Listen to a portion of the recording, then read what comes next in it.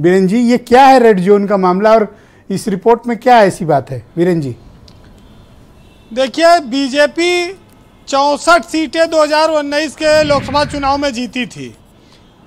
16 सीटों पर विपक्ष जीता था, लेकिन बीजेपी की चिंता इस बात की है कि जो सीटें जीती है उसको वो इस बार बरकरार रख पाए। वो सीटें जिसमें फिरोज़ाबाद, मैनपुरी, इटावा, माफ़ करिए, फिरोज़ाबाद, इटावा, बदायूं, ये सब ज़िले हैं।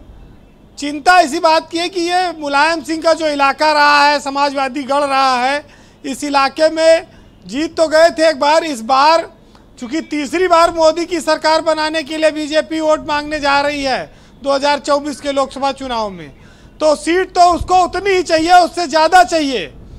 तभी वो उत्तर प्रदेश से जीत कर जब जाएगी तो केंद्र में सरकार बना पाएगी। बिना यूपी की 80 लोकसभा सीटों के निर्णायक बढ़त के बीजेपी की केंद्र में सरकार बनना कठिन है, इसलिए यूपी पे उनका बहुत फोकस है। अब बात आती है कि भाई ये जो रेड जोन का मामला है ये क्या है। ब्रजेश जी, रेड जोन इन्होंने अपना एक नाम दिया है जिस पर उनको अत्यधिक मेहनत करनी है और अपनी पोजीशन को बरकरार रखना है।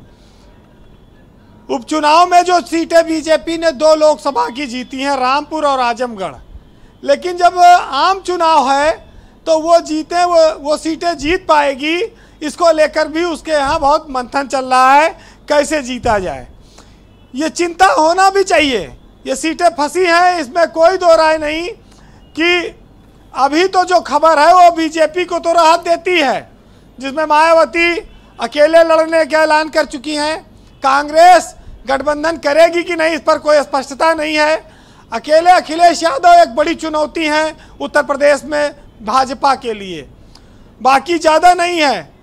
अभी देखिए, ये रेड जोन का जब मामला आया तो गाजीपुर सीट भी उसी में है और आज बीजेपी के प्रदेश अध्यक्ष भूपेंद्र चौधरी गए थे राजभर की बेटे की शादी में, आज रिसेप्शन है उनका बनारस में, तो प्रदेश अध्यक्ष जी पहुँचे वहाँ, बधाइयाँ दी हैं, गले लगाया।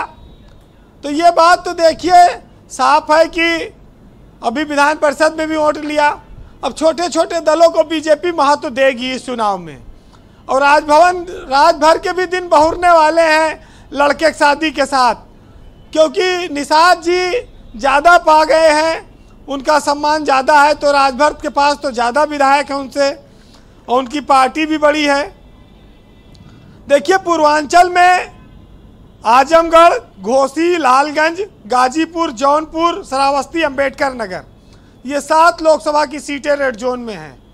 बाकी पश्चिम में है, जिसमें मुरादाबाद सबसे ज़्यादा है, संभल, रामपुर, नगीना, बिजनौर, मैनपुरी तो हार ही गए हैं। हैरत की बात यह है कि इतना सब उपद्रव हो रहा है, कन्नौज रेड जोन में नहीं आई बीजेपी के सर्वे में। अच्छा, सर्वे देखिए ब्रजेश जी, कहे लीक हुआ या लीक कराया गया। जो 10-10 साल से सांसद हैं और जो उनको लड़ा रहे हैं वो सोच रहे हैं ये हटे तो सीट खाली हो, तो लीक कराया किसने, ये कोई बड़ी बात नहीं है। बड़ी बात यह है कि 10-15 से लेके काम नहीं चलेगा, 10 से लेके 40 सीटों तक पे बदलाव की उम्मीद बीजेपी की है नेता कर रहे हैं कि भाई नए चेहरों को मौका दिया जाए। तो आपका कहना है कि कम से कम 10 और अधिकतम 40 सिटिंग मेंबर ऑफ पार्लियामेंट के टिकट बदल सकते हैं, काटे जा सकते हैं। ओके, नहीं तो आसान पनघट की डगर है नहीं, कठिन है, और अभी समीकरण बदलेंगे, बनेंगे जी। तो इसलिए जो बीजेपी के पास स्टार कैंपेनर हैं, अभी बीजेपी बढ़त में दिख रही है उत्तर प्रदेश में, लेकिन चुनाव आने तक क्या तस्वीर बनेगी ये देखना होगा। एक खबर और चल रही है मीडिया में आज की, बीजेपी के जो उत्तर प्रदेश के प्रभारी हैं उस पद पर भी किसी और को लाया जा सकता है संगठन मामलों को। हाँ बिल्कुल, ये तो देखिए आएंगे ही, और लोकसभा चुनाव से पहले चुनाव प्रबंधन समिति भी बनेगी, वो भी कोई ना कोई एक नया आएगा। बीजेपी 75 साल में रिटायर कर देने की एक परंपरा है, अब उस पर राधा मोहन सिंह तो काफ़ी अब करीब हैं उसके, तो वो हो सकता है कि उनकी जगह कोई दूसरा आ जाए। राजेश चौधरी इसलिए खुश हैं कि हेमा मालिनी भी शायद 75 हैं? हाँ ऐसा है। अरे बहुत लोग हैं, 75 के अलावा भी बड़ी 10 साल मुश्किल तो पैदा कर सांसद दे रह रहे ही हो लिए। आप। बोलिए देखिए, वीरेंद्र जी। राहत की बात बीजेपी के लिए एक और है हाँ। कि विपक्ष बिखरा है, अभी कांग्रेस ने स्थिति स्पष्ट नहीं की है, और मुस्लिम वोट बैंक भी उसी तरह असमंजस में है कि जब कोई गठबंधन बनेगा, क्या स्थिति बनेगी, तब वो अपना स्थिति हो सकता है साफ करे।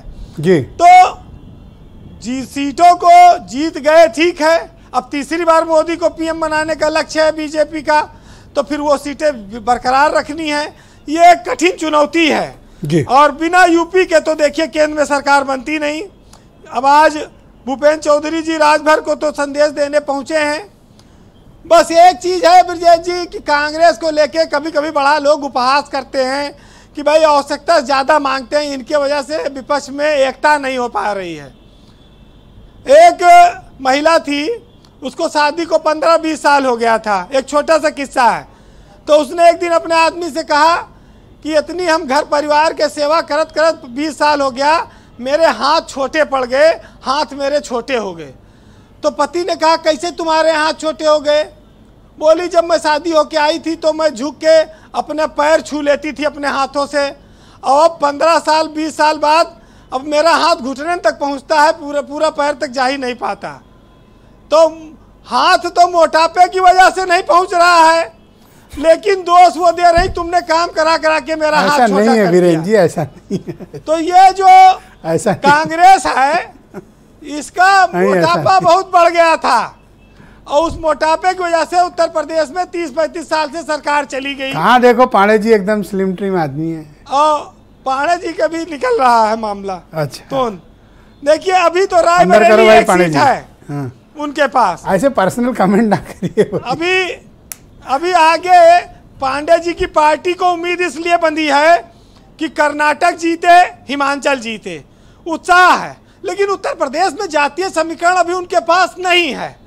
अब राजस्थान, मध्य प्रदेश और छत्तीसगढ़ का चुनाव हो रहा है लोकसभा से पहले। अगर ये जीत गए फिर तो ये फिर यहाँ पर नखरा दिखाएंगे, फिर ये अकेले लड़ेंगे, और अकेले एक बार ये लड़ लें इनकी पार्टी, क्योंकि उसका भी थोड़ा भ्रम दूर होना चाहिए। जी वीरेंद्र जी, आज अखिलेश यादव के पास देखिए 4 पार्टियां हैं छोटी छोटी, उसमें आप देख सकते हैं कि ये अपना इनका आरएलडी है और चंद्रशेखर आजाद हैं, और 1-2 लोग हैं।